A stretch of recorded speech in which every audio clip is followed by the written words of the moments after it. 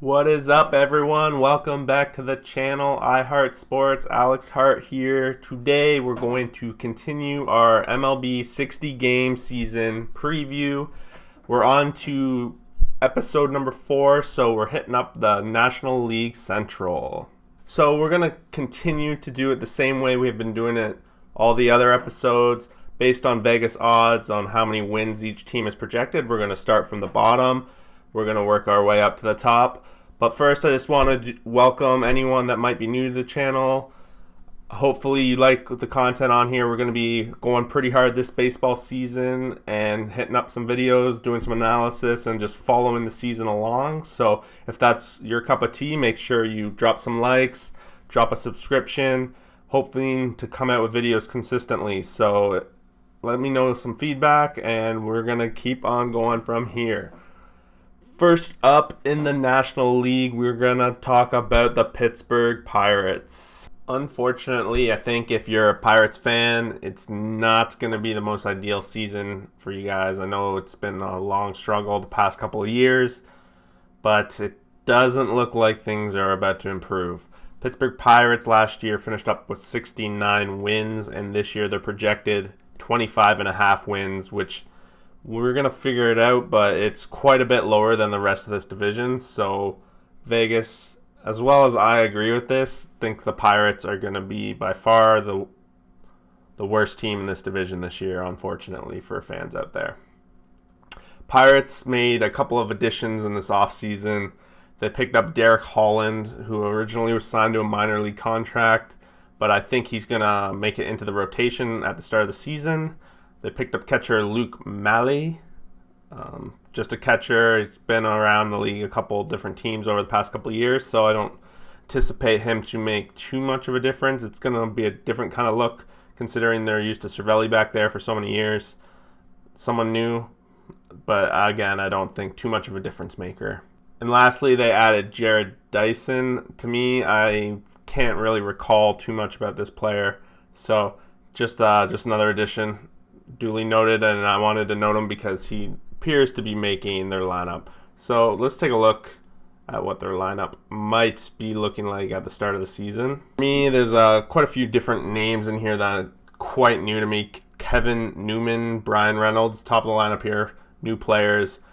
I'm not too familiar with the Pirates prospect system, so I'm not sure how they're going to pan out. If there are any Pirate fans that are listening to this, feel free to drop a comment and let us know how some of these players might be shaping out for you. Some of the young players are still here and probably what the Pirates are looking to build their future around. Adam Frazier, Josh Bell. And you can see that Jared Dyson down there in the 9 slot is one of the ads they made. Gregory Polanco seems to be the solid MVP kind of player on this team, but we'll quickly see that he is questionable for the start of the season, so I'm not sure if he'll be the impact player they're looking to have him be again. Pitchers, Joe Musgrove at the top. They picked him up a couple of years back with Houston. Trevor Williams and Derek Holland, Stephen Brault.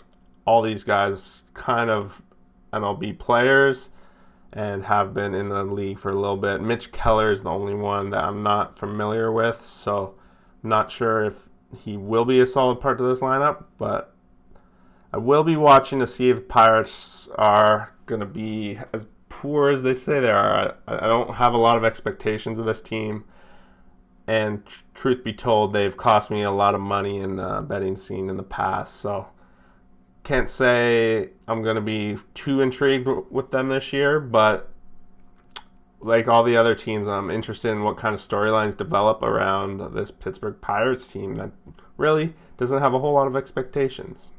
Now, taking a look at the injuries as of today, so some information might come out. I don't dig into these too much, just kind of pull them open, take a look. We got Gregory Polanco, like I said, questionable. Keon Kela is the guy that was listed as the closer there for them, so again, questionable for the start of the season.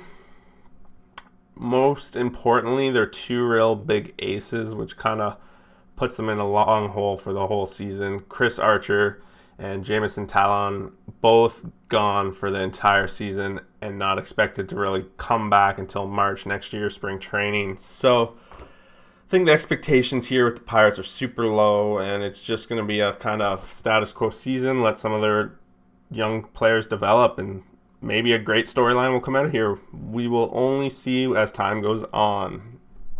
Like I said, it's going to be really tight over these next 4 teams, half a game with each person that goes by. So Milwaukee is number 4 projected by Vegas, 89 wins last year, projected 31 this year. Pretty average, 500. Seems to be that Vegas thinks they might be taking a little bit step back, given that the Central schedule is a little bit easier than what we looked at in the East. Not gonna be fun if that's the case for the Milwaukee Brewers. Brewers were quite active in free agent, making quite a few signings. No one like super huge that looks like it's going to take their team over the top. Avisail Garcia, ex-Chicago White Sox, comes in here. He's going to be cracking their lineup for sure. They also added Josh Lindholm, which from Pittsburgh, 3-year contract, the biggest contract they signed in this offseason. Not quite sure. I'm not too familiar with that man, so don't know what to expect from him. They added Justin Smoke, who I saw a lot of in Toronto. Looks like he's going to be kind of filling that home run first base role for them. Brett Anderson, another starting pitcher they brought in, so it looks like they're trying to kind of fill in some of the starters that they lost over the offseason. Lastly, they brought in a couple of like utility guys, Jed Jerko, Eric Sogard they re-signed, as well as Brock Holt. These guys are all like kind of the same player, intertwined on the infield. Brock Holt has been known to play outfield as well. So let's take a look at how the MLB is projecting the starting lineup to look for Milwaukee, but I'm sure there's going to be some interchangeable things for them all year here. So the staple, top of the lineup, Lorenzo Cain, he's still up there with Yelich batting behind him. Great tandem up there. Kenston Halura, new name to me, probably just pronounced that wrong, so sorry about that. Ryan Braun, been a solid staple in this lineup for a number of years. They kind of have him slotted in as a DH, which is going to be interesting with the National League, some of these players that they put in DH. Again, it might be one of those spots him and Justin Smoke can probably swap on most days. Got Garcia in there, Omar Narvaez, he's still here, and then as you can see, like I was just saying, they kind of got Sogard, Jerko, and then Arcia and Urias all swapping out, as well as they got Brock Holt, who's going to be kind of probably swapping in with all those guys as well. So a lot of utility looks like the Brewers are going to be dealing with. I think they might be going with some matchups, specifically lefts and rights, and probably following the hot hand. Someone's on fire and they're on winning, they're probably going to be going with them. Heading down to their pitching, probably what I would think is the weakness of this team right now. Brandon Woodruff still here with Brett Anderson is one of their pickups. Hauser Lindblom, again one of their pickups, but they have him slotted in the 4th. And then they really don't seem to have an idea of what the 5th is going to be, so looks like there's going to be a lot of competition on this Brewers team to try to crack the lineup, in both the batting as well as the pitching. Closers, Josh Hader, familiar with him. I'm pretty sure Newble is also a very big possibility for him to be a closer as well. All right, now that we've just taken a look at the lineup possibilities, let's see what kind of injuries they're dealing with as of this moment here.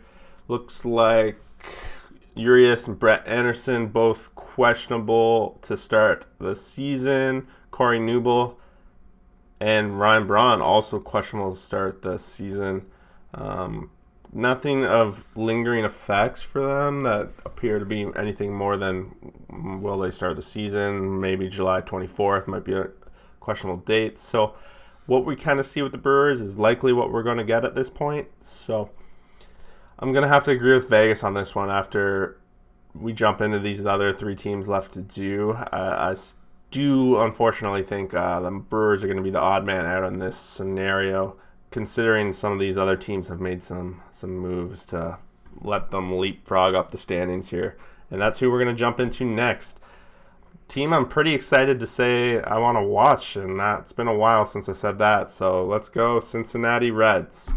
The Reds turned quite a few heads this offseason when they picked up Mike Moustakas and Nick Castellanos and signed them both to pretty long contracts, 4 years. So they're kind of setting up, like, building a new team around these two guys. They also brought in Japanese free agent Shogun Akiyama. I'm going to be saying that wrong, sorry, and sorry about that. I'll probably get that a little bit better under control by just watching some Red games this season. But he was batting .300 over in Japan, brought him over. So let's just take a look at the rest of the Reds lineup and what they're projecting for this season. Shogo Akiyama at the top with Joey Votto, Suarez, Moustakas, Castellanos. Like, this top 5 is probably what the best the Reds have seen in a very long time. So I'm sure, like me, a lot of the Reds fans are very excited. They also have Freddie Galvis down there in the shortstop, so a little bit of a new add. I'm not sure. He didn't seem to make the free agent list that I was looking at, so I'm not sure how that came to be.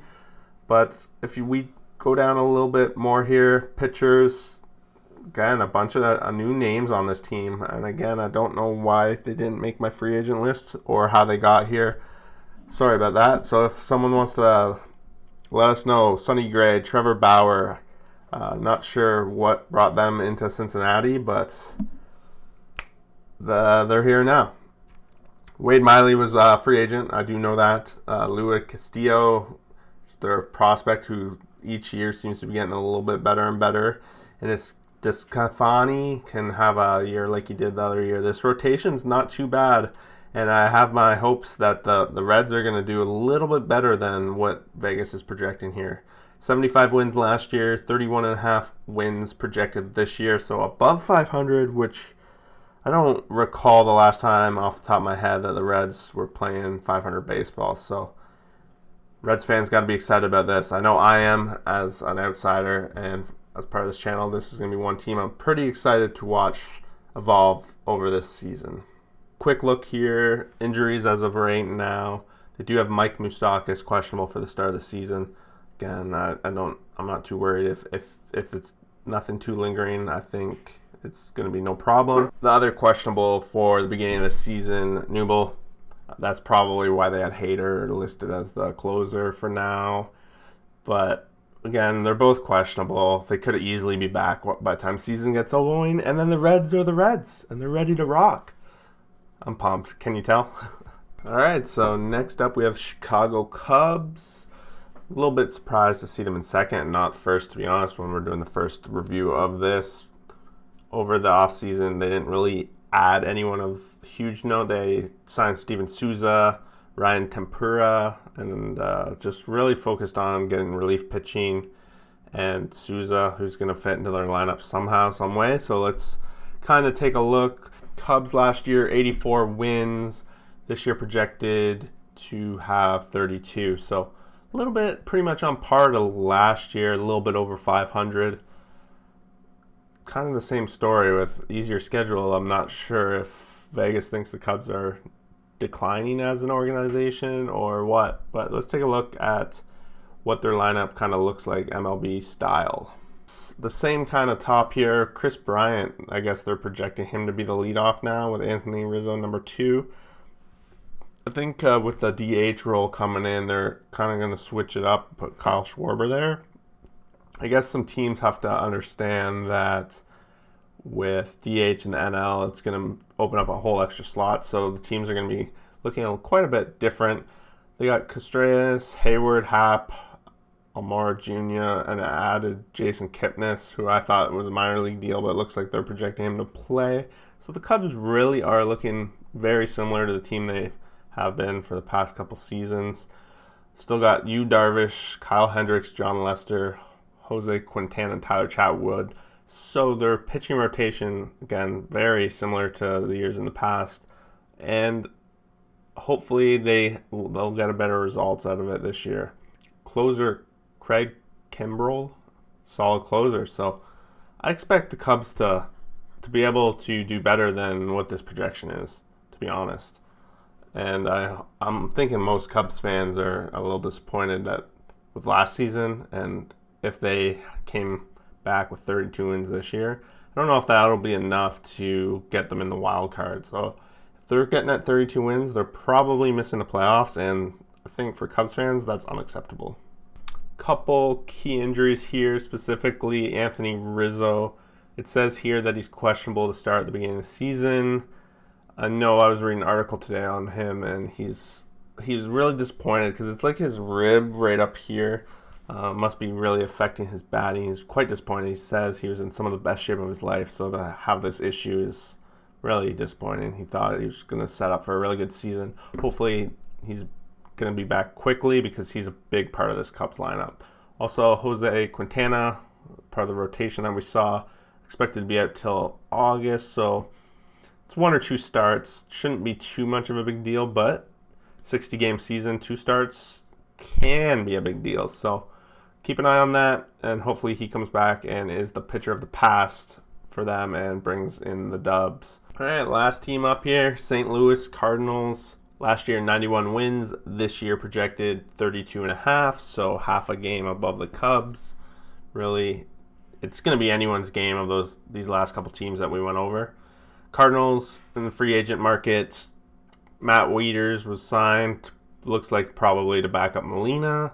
They re-signed Wainwright for another year, as well as added Brad Miller. Projected lineup for them looking pretty much a lot to do with how their team had looked like last year. We got Colton Wong, Carpenter, Goldschmidt all returning, Paul DeJong, Molina, who has just been a staple and a hero of this lineup for many, many years. Dexter Fowler, Harrison Bader returning as well. Tommy Edman and Lane Thomas are new names to me, so going to just kind of keep an eye on those 2 guys. Going to the pitchers, Flaherty's at the top of the list. Dakota Hudson, Wainwright's back, Mikolas is back, Martinez back. Very similar to the lineups they had last year. So I'm thinking that the Cardinals are right on track for where they were last year. The wins make sense. Being at the top of the division makes sense. So not really much else to say other than Vegas seems to be on point with this one. But really, anyone's division. 2 games separate 4 teams in projections, so only a matter of time. Let's take a look now at the injuries that they're potentially dealing with here. Dexter Fowler and Brad Miller questionable. The rest of these guys, starting pitcher Sanchez, Montero illness, Cabrera illness. Don't really know if those are going to be important players to them. Haven't followed the Cardinals too closely in this warm-ups, and they're not on their projected starters. So really the biggest deal on here is whether Fowler's going to make it, and just being questionable. It's a common theme in this video. Not too much for concern at this time. So that pretty much breaks down the NL Central. We went over 5 teams. Pirates, unfortunately, low and not expected to really compete for this division. The other 4 teams, really, it's anyone's ball game. If I'm going to have to put my heart out there on a prediction right now, I'm going to go Cubs, Reds, Cardinals, Brewers. It's just my gut, I guess. It's anyone's game. Anyone's going to win this one. It's going to make for a great division to watch. This might be where the biggest focus is on for the race.